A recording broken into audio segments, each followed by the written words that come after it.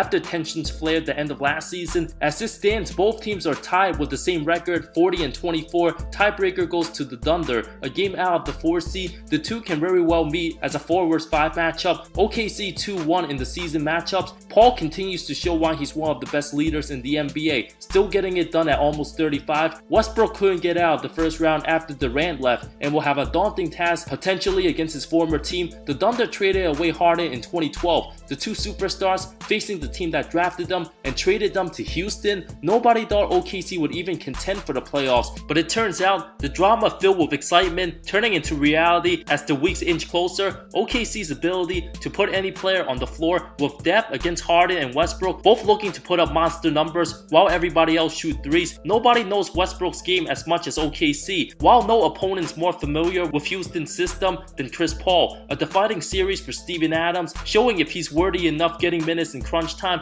The Rockets can either shock everybody by winning a title this season with their style of play and lack of defense, or just get bounced in the first round. The Milwaukee Bucks and Philadelphia 76ers. With Ben Simmons recovered from his back injury, the two teams met 3 times this season. First meeting, Philly's inside presence proved too much for Giannis, forcing him to shoot 8 of 27, one of his worst games all year. Embiid dominated with 31, one of the only times the Bucks were locked up this season. But in the last 2 meetings, Giannis absolutely destroyed and owned Embiid, gave him 31 on February 6th. The MVP dominated once again, putting up 36 and 20. Philly had absolutely no response. The bigs in Embiid and Giannis, two of the best in the East, will truly prove who's number 1. The Sixers will likely not have home court advantage in round 1. Doesn't appear to be any higher than the 4 seed. An intriguing semifinals matchup, the Utah Jazz and the Denver Nuggets. To the casual fans, this matchup won't get talked about by the media if it happens, but if you understand and appreciate the game, these two are as evenly matched as it gets, with third-year 2-guard Donovan Mitchell, Rudy Gobert, and Mike Conley against Nikola Jokic and Jamal Murray, a potential breakout for Michael Porter Jr. These two teams were supposed to play 2 more times before the season was postponed, having their ups and downs. Murray has been inconsistent at times, so has Conley. Gary Harris regressed and hasn't shown to be anywhere close to a star player. The Gobert vs Jokic matchup will tell us a lot about the best offensive big going against the 2-time Defensive Player of the Year,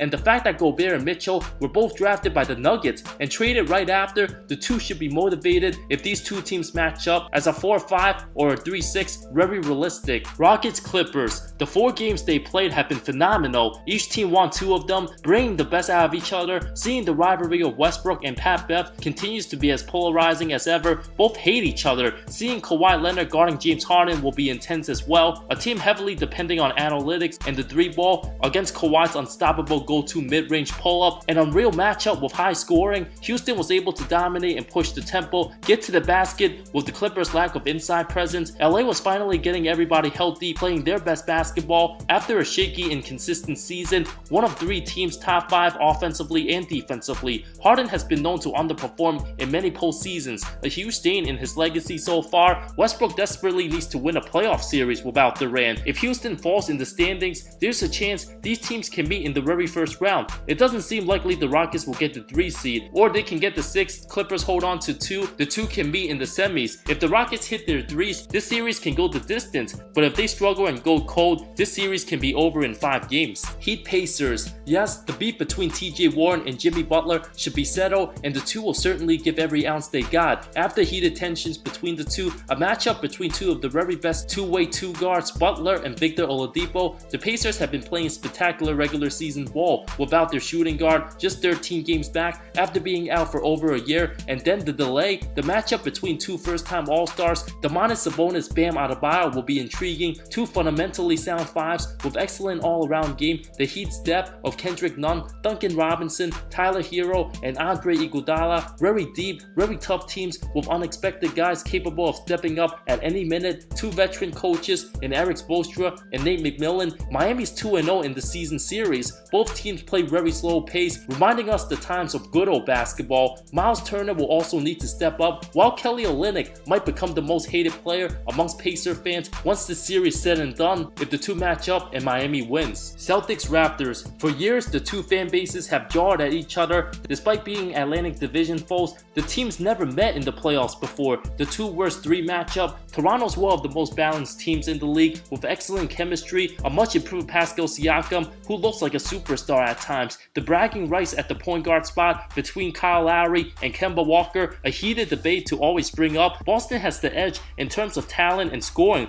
but Toronto has a bunch of veterans on verge as many wins last season. The front line of Gasol and Ibaka can be a matchup nightmare for Boston, trying to score down low. Combined with the hounding defense, pressing full court, not many teams do that in the NBA. The Raptors won the title with Kawhi Leonard last season, while Boston was a game away from the finals 2 seasons ago. The debate between Siakam and Tatum will have many discussions. 2 players who's made the biggest leaps, must-see television. If the 2 teams play, anything short of a 7-game series would be shocking. Raptors Bucks. Giannis against the team that knocked him out of the conference finals a season ago. The MVP looked like he was going to make the finals when his team went up 2-0, had a chance winning game 3 but fell in overtime. The trees of Gasol, Siakam, Ibaka, and Leonard bothered the Greek freak. Only scored 12 points in game 3, struggled in game 6, held to 21 points. Teammate Chris Middleton also needs to step up after shooting just 41% the whole series. Eric Bledsoe was horrendous in the 6 games, averaged 10 points, 29% shooting.